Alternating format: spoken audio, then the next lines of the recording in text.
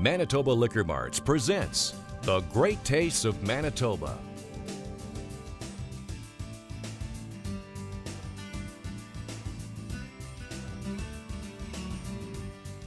Hi everyone, welcome to Great Tastes of Manitoba. I'm Jim Ingebrigtsen. Joining us this evening is Jason Wortzman. He's our guest chef from Granny's Poultry Cooperative, and he's here representing Manitoba turkey producers. And once again, to his left, we have Sheila Nash joining us, who is the product ambassador for Manitoba Liquor Mart, filling in for Al Bowness, who is on another assignment somewhere in the world. Always nice to have you back. In fact, in some ways, many ways, it's nicer to have you here than now. Now, Jason, tell us about the, not three dishes, but the three things you're going to be doing. Yes, well, I'm going to start with a turkey stock, which will be the base for the second two dishes that I make. And they're both going to be turkey drumstick dishes, and they're quite similar in the methods they're prepared, but they turn out to be very, very different dishes in the end. So one's an Italian-style cassoulet, and the other one's more of a French style with rosemary, dried cranberries, and portabella mushrooms. Wow. Well, I know when it comes to wine, Sheila, you are the pro, but I have no idea what all else you might be even thinking of. Well, you still have time to put it together. But any questions for Jason? Yeah, I've got one actually. I noticed there's some fruit in the second dish, but the first one, what would be your dominant flavor, do you think? You mentioned Italian. Italian, yes. It would be the garlic and olive oil and tomatoes. For sure. Great. Okay. Mm-hmm. Okay, and off she goes. Thank you, Sheila. We'll see you toward the end of the program. Jason, let's get going. Okay. I think there's some basics with a stock. I'm just trying to think if I've ever actually, I'm sure I've made one, but let's do it your way.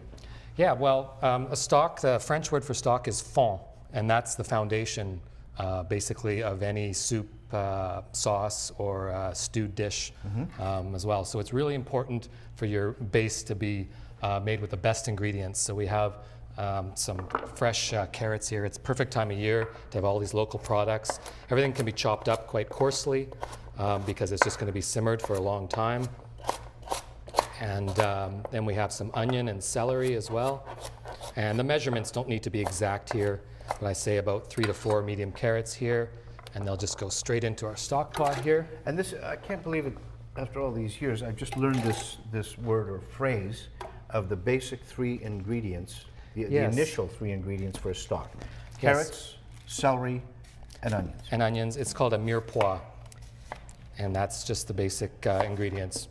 And that's a must. And most soups as well. And it's always been that way, mirepoix. probably. Yeah. So all the vegetables are nicely washed and peeled if required, just to make sure you have a nice clean flavor in there. One of my first cooking jobs as a chef was in a hotel in Quebec, and the stock pot was basically the garbage can.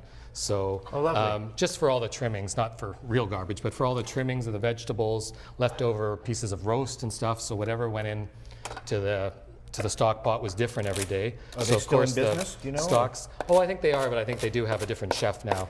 So the third mirepoix ingredient here is the celery. And is it just the flavor that has come out of those 3 ingredients that makes it the best base for a stock? Yeah, absolutely. Yeah. And then here, a little bit of garlic. Doesn't need to be peeled, but it is nicely cleaned.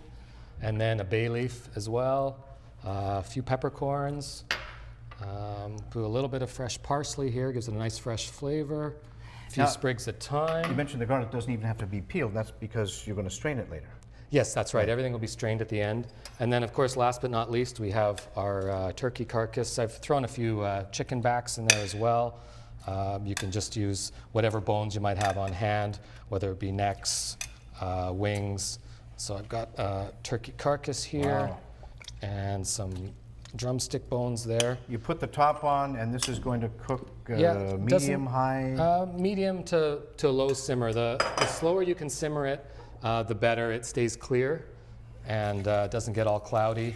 And then after you strain it, you'll want to just take a little bit of fat off the top, and you'll have your perfect stock there. Now I've noticed you've taken most of the fat off of the bones and chicken parts, and that is, I assume, to keep more of the fat out of the actual stock. Yeah, that's right. Great. Yeah. And again, So for how long?